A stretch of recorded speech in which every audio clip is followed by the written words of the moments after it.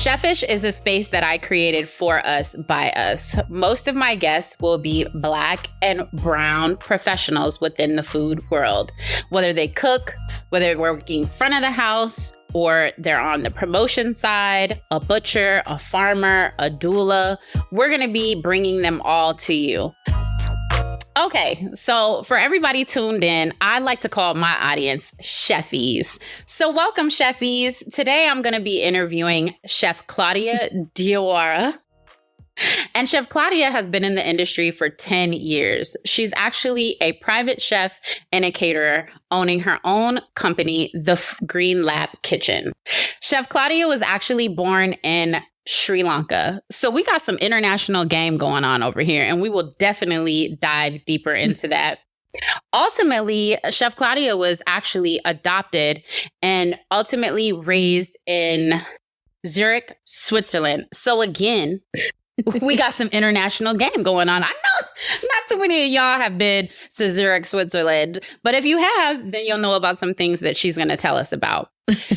And so she had always had big dreams and aspirations for the big stage. So what did she do? She got into the circus, okay?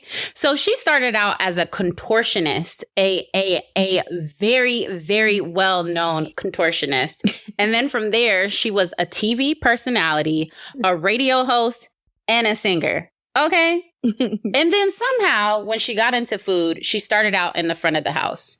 And for those of you that are tuned in, you don't know the lingo. Front of the house means she worked as either a hostess, a manager, in the front, okay? And then when we say back of the house, we're talking about the cooks, the chefs, the sous chefs, etc. And when we ever refer to anything as the line, that means a position that you're cooking at. Like, are you on the stove? Are you garde manger making salads? Are you pastries making the desserts? So you'll hear some lingo, and when you hear that, that's what I'm talking about. And sometimes I'll go over it, but there it is for now.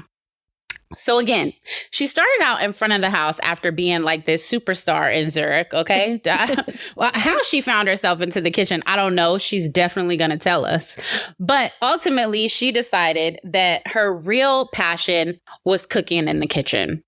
And so what she ended up doing was cooking her way through Zurich, Switzerland, Italy, and France. And somehow she ended up in the United States. I don't know what brought her here, but we'll get into that as well.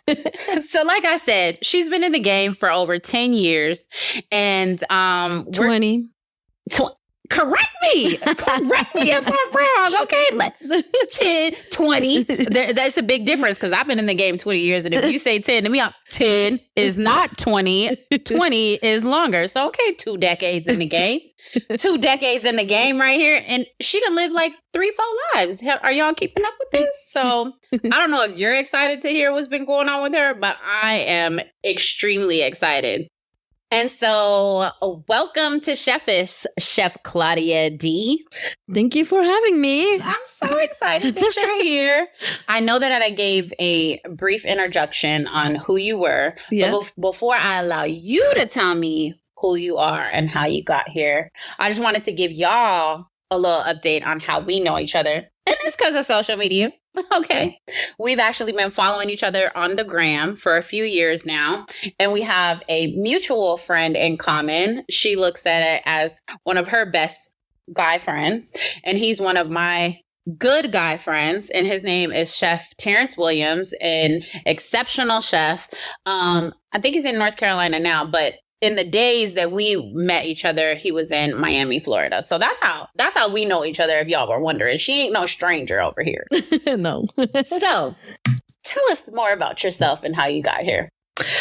Well, my name is Chef Claudia D.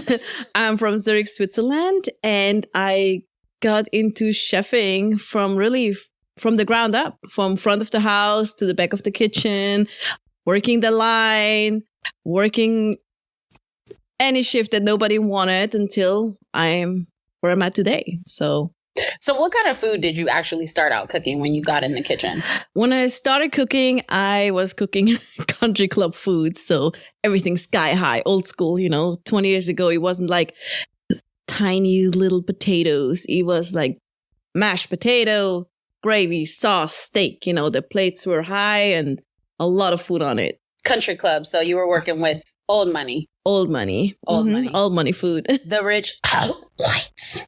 Right? Yeah. Yeah. Pretty much. Yeah. So what is it like in Zurich, Switzerland? Is there... Okay, wait. I don't want to sound ignorant. I might be a little... What?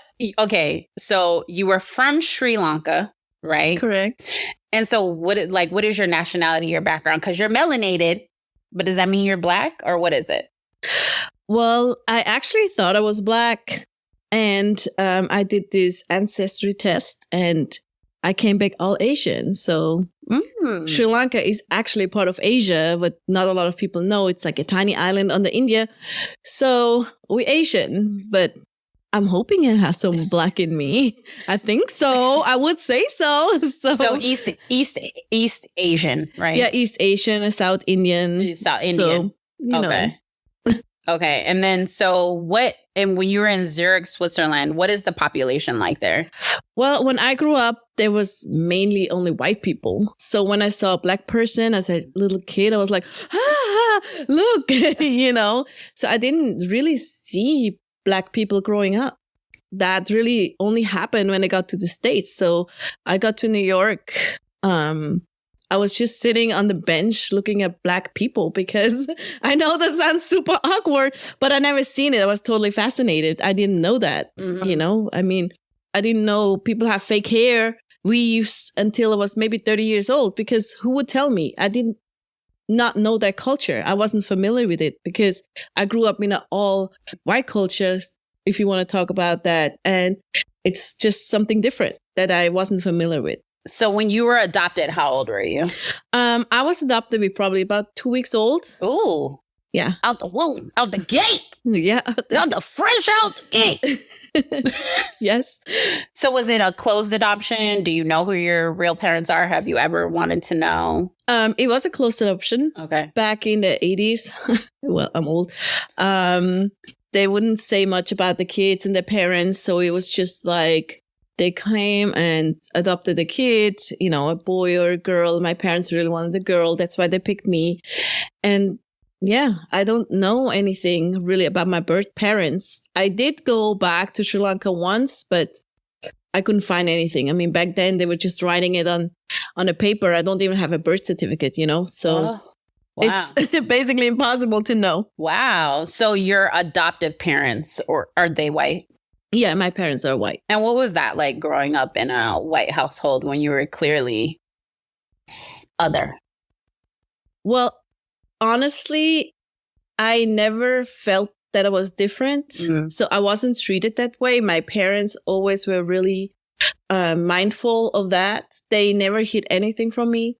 So they would always tell me that I was adopted and they adopted me, and they would tell me my story, why they adopted me and so on. So I never felt like an outsider. So I never had that problem with like, oh, you're Black or you're white. I never had that, like we have in those times, the racism feeling or colorism or color or whatever. We never had that. I never had that until probably was like 16, 17. I was trying for a job. They would be like, oh, I thought you were white. I'm like, why? I was like, oh, you sound like it. I was like, what has that to do with it? But I wouldn't really notice it while growing up. Okay. And so did your adoptive parents cook a lot? No, my mom does not cook. Literally, she does not cook. At all? At all. And your dad? I mean, the basics, pasta, rice, you know, we eat a lot of potatoes in Switzerland. So potatoes, cheese, rice, bread, you know, sausages. That's what we ate. Okay. Okay. So, and then you cooked your way through France and Italy. And Correct. So what was that like? Well, once I decided to become a chef, I wanted to go to culinary school, but it was so expensive, so I couldn't afford it. I was like, what other option are there? I don't have like $65,000, $80,000. I need to get in this industry. I need to learn. So I decided that I'm going to look up the best restaurants, and I found some chefs and I asked them if I could work there as a stage or I don't care. I'd start in the dishes and go on the line. I'm prepping. I didn't care. And this one chef actually took me under his wing, and that's how I came into it. And he really taught me the rope. And sometimes I'd be like, oh my God, what does he mean? I would go on my phone and be like Googling it. Oh, okay. YouTube it quick and go back and do it. But I didn't have the culinary school background. So what is a stage for the people out there that don't know? Because I know what a stage is, but explain it for people that might not know what that means. So a stage means you go, for example, to a restaurant, you work 2 weeks. Sometimes you get paid, sometimes you don't, sometimes you just get food, but they teach you everything that you need to know. So it's kind of like an internship. It's kind of an internship, just a fancier name, right? Stage. Yes. Try to make it sound like you ain't working for you just working for free. You're working for free. Experience and the exposure. So when you started in the kitchen, were you still at that time a contortionist? When I started in the kitchen, that's my second career. So I did all these crazy things while growing up.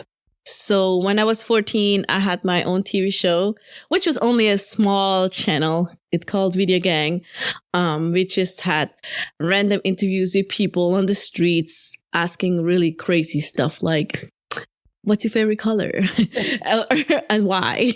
So that was the show that first. And it just went from there. And I got a different show, bigger and better network, and then the biggest network, and so on. And that's how I got into TV. And I was still doing gymnastic and circus. And why I went to circus was because it was the only place where I could find people of my skin tone, right? I could never find anybody that looked like you. Yeah, that was the Moroccan people. And they were really close. They were still a little lighter.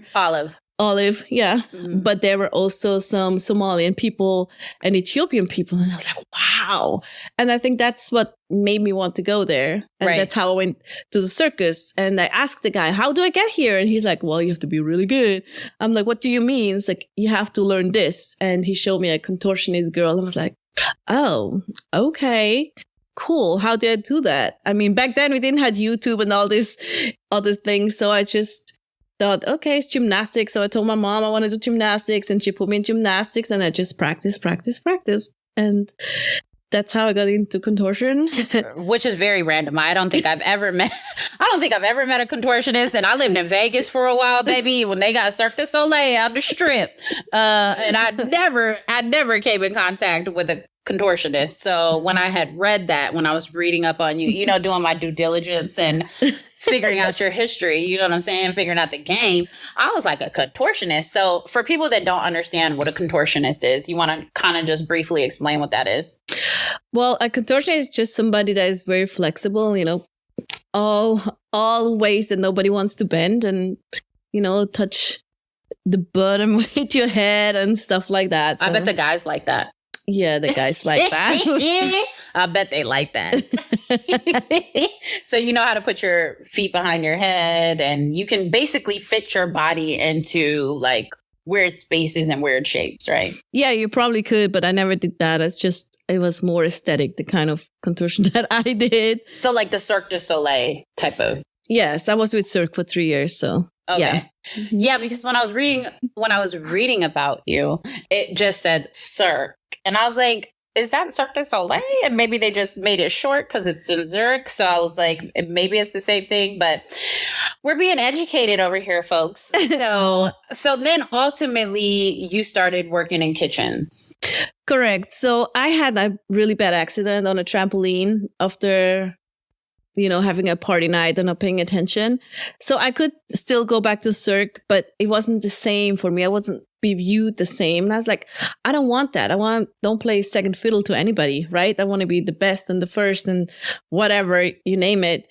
So I just decided I want to do something else. So you were hungover and you got injured. Is that what you're saying? Yes. See, that's why y'all gotta be careful with that alcohol. You know what I'm saying? It can get you into trouble every time. Mm-hmm. So when you did, so for the chef that actually took you on and took you under his wing, what kind of food were they cooking? He was actually a Michelin star chef. His name was Jules Robuchon. Oh, that sounds like money. Well, he was one of, the biggest chefs there was. Unfortunately, he passed away. Oh, I'm sorry. I'm over here making big jokes. I was really lucky that he believed in me and let me, be me. I mean, it wasn't easy. Right. I got yelled at a lot. Right. A lot. And how long were you able to work under him? I was staging for like 6 months. Okay. And then I left and I came back for a little bit. And then I basically already went on my own. I picked up really fast. It was a really fast pace in the French kitchen. And imagine it's not like the American kitchen that are huge and has everything and fully automatic. The French kitchen is very small. Old school. Yeah. Like it's his way or the highway. There's not, let me try to pair those two things. No, it's straight to the point. This is how we go and this is the technique and this is how we do it. There's no yes and maybes. Right. Because I was actually going to ask you, what do you feel is the biggest difference between working in the U.S. kitchens and international kitchens, since you was getting the international bag? You know what I'm saying? Because I personally haven't been to Italy yet. That's like one of my dream places to travel to, just to be able to eat and cook. I want to learn from the official Italians how to make pasta. You know what I'm saying? And they ain't over there trying to kill their people with all of the all of those extra additives and GMOs. So I think that it's what are the differences? Because I'm assuming. Yeah. Well, the main difference is I feel like it's very technique driven. So it's like specific techniques for specific things, right? So if it's a potato, we leave it a potato. We don't make crazy things out of it. Of course, there's restaurants that do it, but most of the time, a potato will stay a potato. He will stay in his lane, right? So compare to America, where we are more open and have more, how would I say, not creativity, but just more options, I mean, yeah, I would say that's we like to break the rules over here. Yeah. I mean, we're breaking the rules over there too, but I feel like they want to stay in their lane with their food. Like, keep it as is, as much as you can. Like, stay in the flavor profile, stay with whatever. A shrimp is a shrimp. This is how you prepare the shrimp. Oh, you don't want to stuff the shrimp with a chicken? No. And then put it in a turkey leg? No. No? No, we don't do that. That doesn't sound appealing to you guys? Oh. No, I don't think so. Are you guys wearing black gloves over there? No. I'm joking. We don't wear no gloves. We wash hands. And we also... Oh, so you guys don't wear gloves? No, we don't wear gloves. I mean, love it. Some restaurants do, but I just feel like you have to feel the food when you're plating. I mean, the kitchen is very strict, okay? Yeah. People wear the chef coats. We have the hair up. We have the head on. We have the little, necktie thingy. Yeah. We have an apron. We all in there. It's not like here. And you're supposed to be clean. Yes. And you wash your hands. White. You leave white. Yeah, and you have to have your chef coat iron every time. Your pants look perfect. Your checker pants look nice. Your shoes are clean. You don't come in the kitchen dirty. Yeah, it's not acceptable. Yeah, and when you leave the kitchen, you take off your clothes and change into street clothes. You don't walk in the chef coat outside. Right. So, and you wash your hands and, you stay in your station and you do what you do. That's so funny when you're talking about not wearing gloves, because Sean Combs Puffy was one of my first clients. And when I started cooking for him, I remember him walking in the kitchen one day and I didn't have gloves on. And I think I was touching chicken or something. And then I'm washing my hands and then I'm cooking. I'm doing something else. And he's like, "Shit, why you ain't got no gloves on?" And I was like, well, you see, I wash my hands. And he said, "Yeah, I saw you wash your hands. That's why I didn't say anything right away. But I want to know why you ain't got no gloves on." And I said, "Because I need to feel the food." I said, it's kind of like, because I know he's in music, I was like, it's kind of like going into a garage and trying to mix a tape versus going into the studio.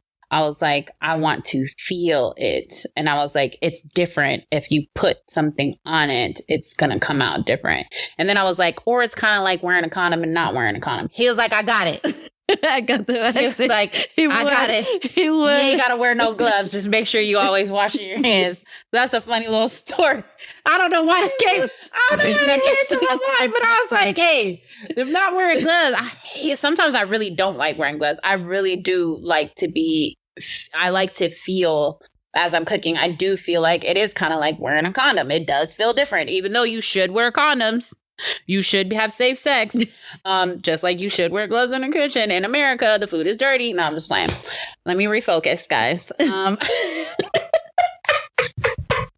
Okay. And don't wash your chicken. Girl, you are going to start a war, okay? What do you mean you don't wash the chicken? You don't put no vinegar and no lime, no lemon on it? You're not supposed to. You're not. If your chicken is smelling like eggs and funky, you should not be eating it. You should not be consuming it. And a lot of people don't understand. It's a cultural thing because a lot of people, definitely, they don't really know or it's not really understood that they didn't necessarily have the refrigeration techniques or the preservatives that we put in the food over here, which definitely isn't healthy for us. But that's why it's different for us versus other cultures. So, because a lot of people will argue you down that it needs to go under the vinegar, needs to go under the lemon. I remember when I was studying culinary and I kept washing my chicken, I was getting in trouble. I was getting points taken off later. They're like, no, you're not supposed to do that. And I'm like, gosh. But did you know that the American chicken is bleached because of that? I mean, first of all, just saying, are we allowed to get into the politics of we will get into the politics of food here at Chefish, and we will terrify you, okay? Okay, so you started cooking under we'll call him your mentor because I don't know how to say that French name. Rest in peace. You're the GOAT. You was Michelin star. And so what about for people out there that don't understand Michelin star? Well, Michelin star is really like an award that shows that you made it, right? 1 Michelin star is great. 2 Michelin stars is really what you need to be like recognized. Now it's probably 3 because lately it's been giving out like candies in the candy store, right? It's not the same. I feel personally sorry to say that. But I think Michelin star is just like a different level. Like we talked about, the clean kitchen, the consistency, just the whole environment. It's not just the food, it's everything. The restaurant, the plates, the glasses. It runs like a machine. Yes. What Michelin star? I don't think a machine, but it's just everything is perfect. You don't think so? But in America, the comparison is y'all run like a machine. That's the difference. When you're Michelin star, to me, that's how I perceive it. It's like everything, when you're articulating it as like everything has its place, everything is supposed to be properly done. I feel like in America, maybe we're a little bit more lax. Even in the kitchens where they consider themselves to be of higher standard, it's still a little bit more lax from what I'm hearing in comparison to the kitchens I grew up in, basically, because you did grow up in those kitchens. And so when you went, was Italy or France next? Italy. And what brought you to Italy?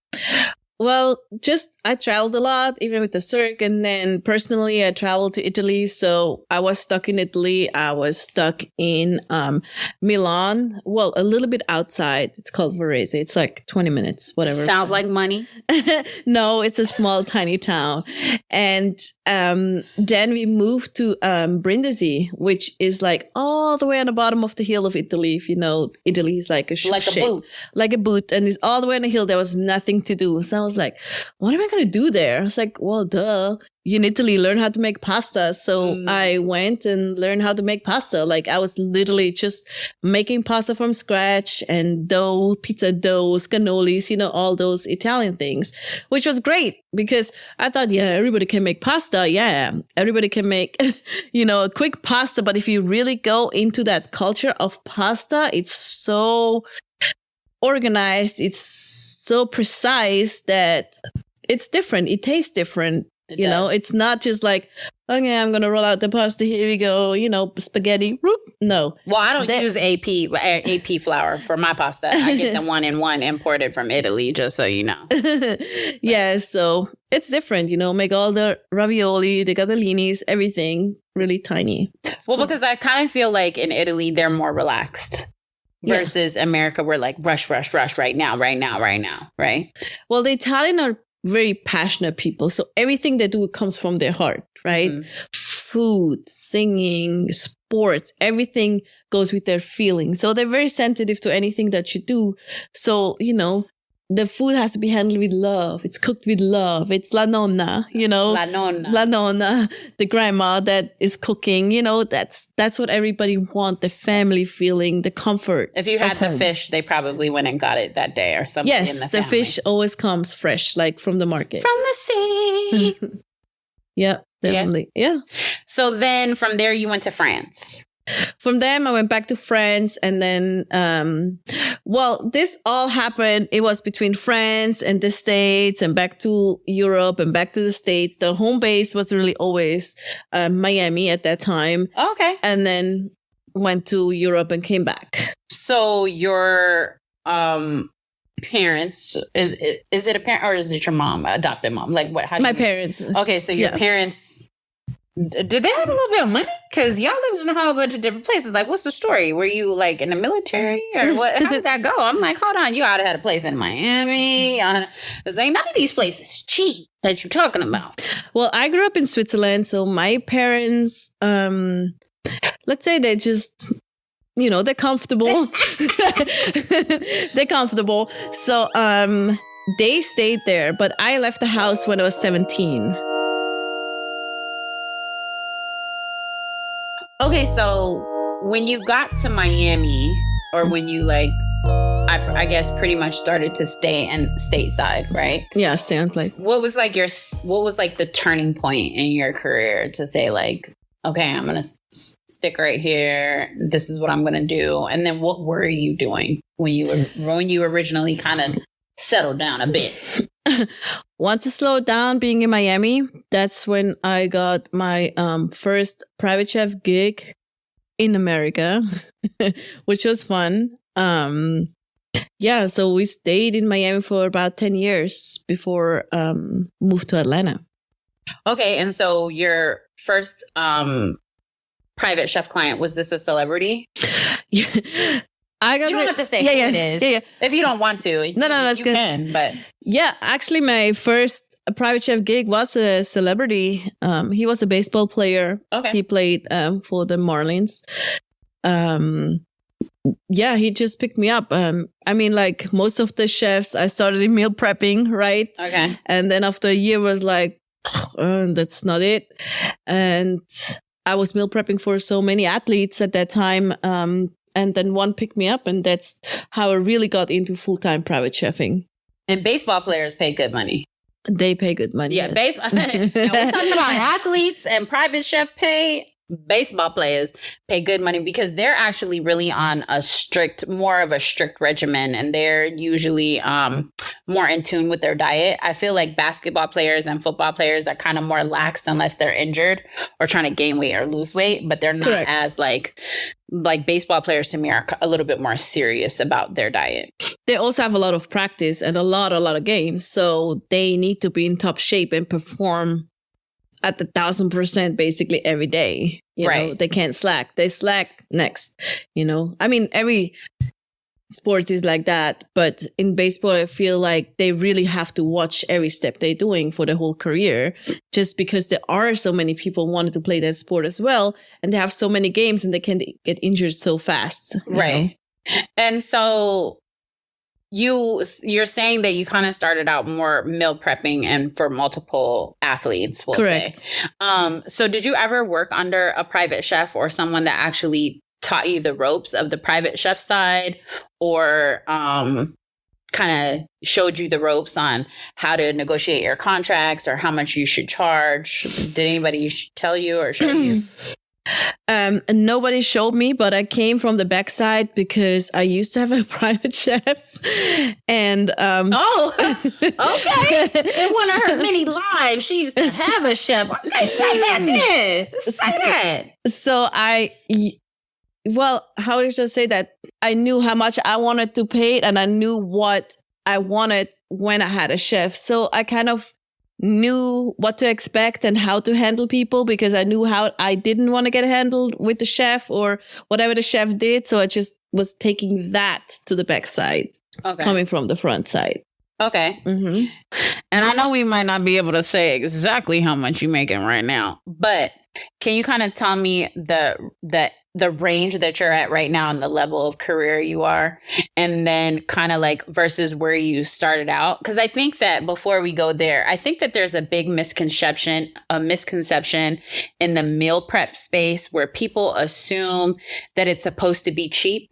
Mm-hmm. And for me, for me, I charge a regular day rate for my meal prep services because As you should. You should. because you're still cooking the same amount of time and you're actually putting in way more work. You're not doing Correct. 3 meals a day. You're doing either 6 to 12, sometimes 16, depending on that person's diet, right? That's correct. Yeah. So I kind of asked you a few different questions, but like, where did you start out salary wise, like a ballpark range in comparison to where you're at now?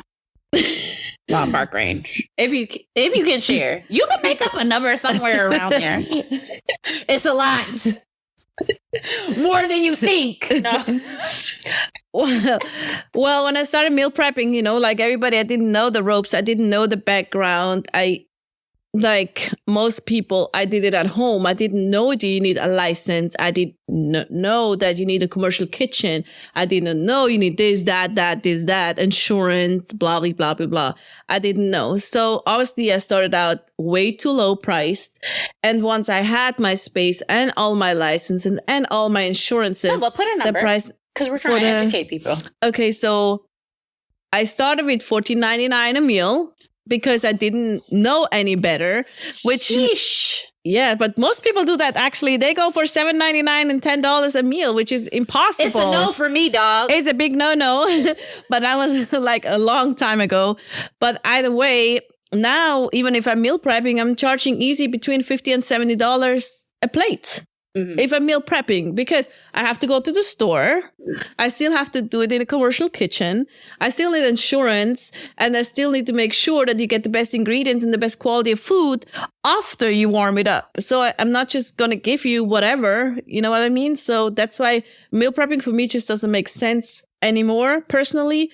I mean, unless the client's going to pay the regular day rate. Exactly. So like for me, I'm making $650 to $1,200. Exactly. $1,200 per delivery. Mm-hmm. And the lowest I'll do it for is $450 per day. I like to do day rates. I don't like to do hourly. Yes. Sometimes you can mess yourself up though when you do a day rate because it can go way over an hourly type of set. Mm-hmm. But I feel like sometimes there's a lot of money missing on the table when you do an hourly. I don't think hourly is fair because like you penalize yourself, right? So if you're an experienced chef, like you or myself, we can knock that out in 2 hours. What somebody maybe needs 6 or 8 hours. So where is the fairness, right? Right. I mean, we put all this work in, all this effort. You paying for my experience, for my knowledge, not just for the food. You paying for the whole package. So that's why I feel like $600 is very fair as a day rate as meal prep. For meal prep. Clearly, yes. Yeah. Mm-hmm. Well, I think that sometimes when people are pricing themselves as chefs in any capacity, whether it be meal prep or even private chefs, caterers, a lot of times people don't think to charge for all of the time of the work that you're doing when the client doesn't see you. There's this misconception that you're really only charging for the end result. And so I'm like, bruh, so you are a slave. You are working 8 to 16 hours that are now unaccounted for. Exactly. I mean, the client always sees us for this time that we are there, but there's the menu planning, there's the prepping day before, there's the day off, and there might be the day after, depending if you had to rent things that you didn't have. Right. You know, for a wedding, for a big catering. It's not that everybody has everything on hands. So I think a lot of people don't count that in it. So at the end of the day, it's not as much as they actually think because they just think, oh, chef was here 3 hours and they left and they want $3,000. What? Right. No, you paying for all this preparation, the before, the day off, and the day after. And so how do you handle that when you're creating your contract negotiations? Do you handle those personally or do you have somebody else handle it for you? Well, I handle a lot of it myself, but the big money contract, I do have an agent and I always have a lawyer because you need a lawyer because I mean, you're a tiny chef working for a multi-billionaire or millionaire. I mean, you stand not a chance, right? They're not going to tell you. They're not going to, yeah. They're not going to tell you. No. They're not going to tell you how much you should be making. They're not going to tell you how much you could be making. And they're not going to look out for your best interest. At least that's what I've learned. Yeah, most of the time it's like that. You work and they don't care what happened. You're sick, your kid is sick, you can't come. They don't care. They just go next, right? You be next. So for me personally, it's always like, I say like this, I'm with this client as long as my time is with this client. I'm not going to cry if I get fired or it's not working out, because I know there's something else. You can't be hang up. Right. You know, and also I think a lot of young chef makes the mistake that they think they're part of the family, they're part of the entourage. But don't get it twisted. You're not. You're not. You're not part. You're the help. No matter how you feel, you are the help. So don't mix those two things. Yeah. And I think it's a lot of times it's also what creates the barrier between the client and the chef. For chefs that are strict with their boundaries and chefs that are not, they get confused. And then it gets hard to negotiate, because how are you going to charge a friend this much? They're not going to like it. So It's going to be harder. You have to have clear boundaries in whatever you do. Well, that, and also because I learned the hard way, once your clients see you outside of a professional light. So say you want to go out and you want to party, whatever a party looks like to you. Now that your client has seen you in that environment and through that lens, it changes things. Everything. It changes things. They don't see you the same. There might be a level of respect that is now diminished. And then on the other side, where they want to treat you like you're a friend, then it's like, oh, come on. Oh, you're not going to look out for me, or you know, whatever it is. You can't get it personal. So that's a main mistake. If you get personal with that, you think you're part of it. You know, I mean, if you're young, it's very hard to get separate. It's like, hey, chef, here's a Chanel bag. You want it? Yes, that's your instinct. But you're like, oh, that's so nice of you. But no, I'm okay. Thank you. And you in the back of your head, you're like, fuck. Well, I'm going to take the bag and still keep my distance. You are? Okay. I'm gonna take the bag. I mean, good for you. I've only got one bag in my whole entire 20 plus years in career, but no, that's just an example, you know, or like, just go buy whatever you want. No, I'm not, you know, I'm not, that's not our relationship. I'm still working for you. So I think clear boundaries is a really must for a lot of chefs, and a lot of chefs have to learn that you're not part of the family, you know, part of the entourage, you are the help. Well, but I also think that there's a big difference in how men and women are treated. Correct. I think that a lot of times the male chefs are treated as friends. They get to go, they go party with the client. They do they go on trips with the client beyond just cooking. They do get brought on as a friend. And so now that we're talking about the differences between men and women and how we're treated in the industry, what do you think the differences are when you're working with men? Do you think that there's a difference between how you operate and how you get along in the kitchen? I think in a regular kitchen setting, there is a difference. I mean, in a restaurant, I always get torn down to say that, but I can just talk from my experience and in my profession, not in everybody's profession. I feel it is still most of the time harder, not all the time, to be a female in the kitchen. And why? Especially if you're pretty or you're friendly, or I feel you're not getting taken serious. And people argue and say, well, you just need to do your job and you just need to do it right. And if you're good enough, they will respect you. Yes, you're right. There is a lot of people that do respect you, but there is also a lot of people that are still old school and don't feel like a woman belongs there, no matter how good you are. I even hear this from really high Michelin star female chefs that have 2-3 stars, whatever. They say the same thing. We can do this thing. Kitchen. Yeah, some men would still say that. Yeah. You know, but you can argue that. And it's always a big discussion because they say, oh, you just have to step up and do this. And if you do your job right, you won't have that. Well, that's not how it is. Yeah. You know? Yeah. Unfortunately. No, when I used to work the line in my restaurant days 20 plus years ago, I definitely felt that I was treated differently. I do think that something called pretty privilege is a real thing. A lot of people throughout my career have said, oh, you're only there because you're cute. And oh, you don't really know how to cook. And it's like, honestly, like she said, I'm the help. They don't really see me. It's not really about what I look like. It is really about I do know how to cook. And also, I'm going to outwork anybody else. Yeah. I mean, let's be honest. If you stand in a kitchen and there is whatever, minority woman, a different skin tone, there's a big white man with a big belly and there's a skinny white person, and it's not really about color, right? But let's just say that, and somebody comes into the kitchen, do you think the first thing that person sees is like, oh yeah, oh, of course, it's the black female chef over there? No. I mean, no. Most of the time, they go to the big fat white man because that's just an image I think people have in their head.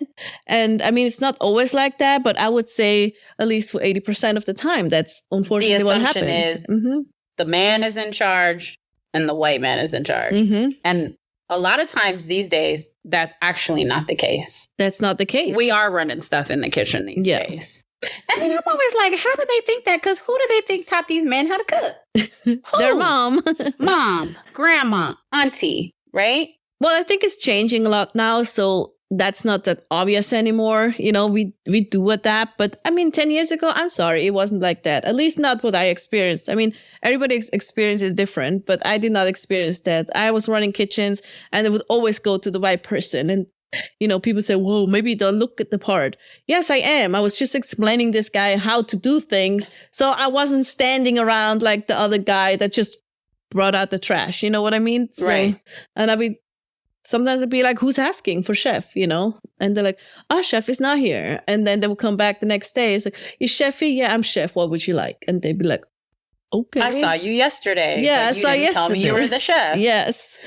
So that's wild. So I think that I would kind of call that sexism does run rampant within our, what is this called? Field, in our field.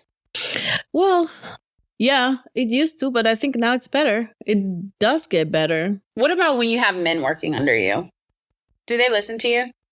Yeah, they do. I make them line up. Are they afraid? Maybe. Do you scare them? I mean, I know when I have catering events and I'm coming later because I had to do other things and they see my car pull up, they're like, oh, chef's coming. And everybody's like, you know. But yeah, it's different now, I think. What are your thoughts on the wage gap? The wage gap, you mean in private chefing or in regular chefing? Just in general. Well, right now, I think... Do you think that it's still an issue? Well, right now, nobody's going to come work on the line for $16 an hour anymore, right? So when I first started working the line, I made $7.25 back in the days. And when I got a raise and promoted to sous chef, I make $12.75, and I'm like, oh my god, $12.75. If you would give a line cook now $12.75, they'd be looking at you like, chef, you crazy? You know, like right now the wages are out of control. Like it's really hard for me to find chefs to do private gigs and pay them under $20. It's not possible. Yeah, you know, back in the days that would be like everybody would be like me, but now it's very hard. Like they want $30, $40, $50, $60. Yeah, me too. I always overpay myself. They get a day rate. They get a day rate. They get a day rate. Oh, that's good. Yeah. Well, my other chef friends that run catering companies are like, yeah, good luck with that, because I have bigger teams and I'm not doing it that way. So I usually pay like my assistants either $350 to $450 for the day. Okay. Flat. And sometimes $550 if we have to travel. So like out the country. It's high. Yeah. It's high. I pay my chefs like between $30 and $45. And then the one in charge is probably $60 to $65. It all depends what client, what the budget is. But yeah, at least $30 per chef per hour. Okay. And they have at least 10 hours. So, and it's that. And my clients always are really generous in giving tips. So they walk around with at least $100, $200 tip on top of whatever they got. So they know that. So they're happy to do that. So, but you know, everybody's different. Okay. That's cool. Now that we've went through all of this stuff, what would you say your recipe for success was? If you could tell somebody just getting into the industry or your younger self, what are the top 3 things to know? The top 3 things to know is you have to stay true to yourself, right? You have to know your boundaries and you have to know what you want to do and what you don't want to do, what you're willing to sacrifice and what you're not willing to sacrifice. And after that, it's just repetition, repetition, repetition. So those are the top 3 things. That's the top 3 things. And that's what you would tell your younger self too? I would tell myself, younger self, like, stay in your lane. You are the help. I like that. I like that. So on to the dessert. Tell us about the 2023 World Food Championship. What's that about? Where is it? What are you doing to prepare? What did you do to prepare? Has that happened? The World Food Championship was, it's a food sports, right? I thought it was really serious. So we rolled up there in our chef coat, speed rack and everything, but finding out that it's really just home chefs, like home cooks.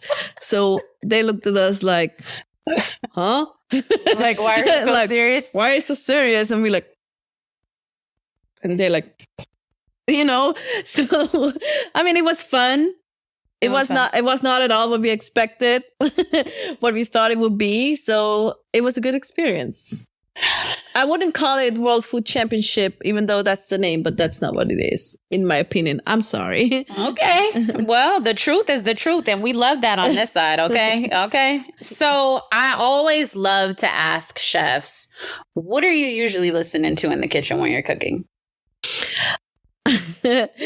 I'm listening to French music. Okay. That's fair. In my ear, because people don't want to hear it. But if everybody else want to hear, we always listen the same. What is it? Adele, Bruno Mars, that's kind of sort of things. Okay. And then after a long day of cooking, what's your go-to meal? Of the long day of cooking. Chefs always eat the craziest, most random thing. So I always want to ask y'all, what are you eating? Probably a sandwich or a bowl of cereal. Me too! I always say I'm a sandwich cereal girl, okay? At the end of the day, or some damn cheese and crackers, okay? Because I do not want whatever is else in the fridge, which is empty. Well, I feel like we covered all of the bases, and I appreciate you giving me your time today. But before we leave out, where can we find you? You can find me on the Chef Claudia D on Instagram. Okay. And on chefclaudiad.com. Chefclaudiad.com. Mm-hmm. And is that where they can try to book services if you can afford it for Green Lab Kitchen? Yeah. For caterings and stuff, we can go through Green Lab Kitchen. I don't know if I'm going to be there, but definitely somebody of my staff will be showing up. Okay, staff. Okay. And is there anything that's going to be coming up that we should be keeping our eye out for? Because I know you were into TV. Do you have aspirations of getting into TV again? I don't really want to go into TV again. I did a show that's coming out soon. I can't talk about what show, but it will come sometimes in June. So beyond that, you don't want to touch TV no more? Unless it's the right setting, I would. I only did this show because of the chef that was on the show. Okay. And I want to just see how it goes, how is an American set, how they're filming, how the production goes. I just want to see that because, coming from TV, from a tiny country into America was like, wow. So I just wanted to see how that works. And it was amazing. Okay, chefies, that's my time. Chef Jourdan-Cha'Taun. We wrapping it up with Chef Claudia D. And I know she said you ain't really gonna be seeing her on TV, but something tells me she gonna be on TV. Thank you. You're welcome. Bye.